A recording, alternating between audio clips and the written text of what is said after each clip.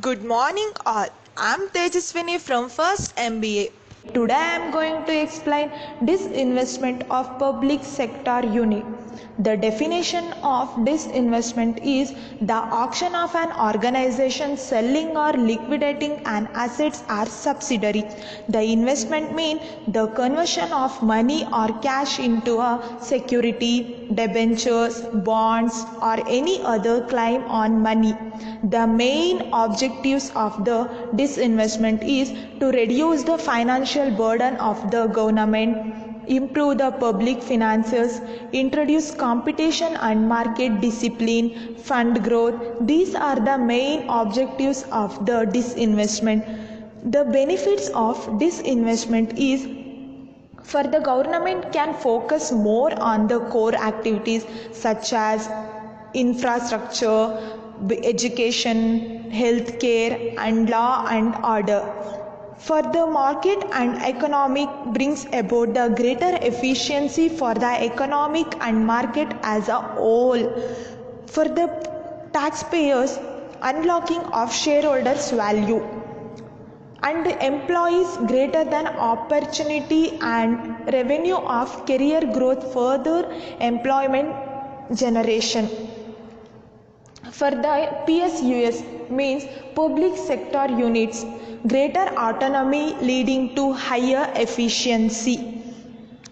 The disinvestment types are minority disinvestment, majority disinvestment, complete privatization. First one is minority disinvestment. The government retains a majority stakes in the company, typically greater than 51%, thus ensuring management control. For example, minority sales via actioning to institution go back into the early and mid-90s. Some of them were Andrew Yule Company Limited, CMC Limited, etc. Example of minority sales via offer of sales include recent issue of Power Grid Corp of India Limited, Rural Electrification Corp Limited, NTPC Limited, etc. And the second one is majority disinvestment. A majority disinvestment is one of in which the government post disinvestment retains a majority stake in the company, that is, it sells of a majority stake.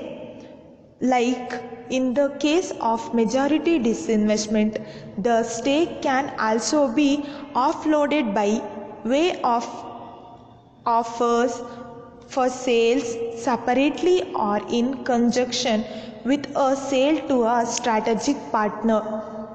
And the third one is complete privatization. The complete privatization is from of majority disinvestment wherein 100% control of company is passed on to buyer. For example, of this includes 18 hotels properties of ITDC and 3 hotels properties of HCI.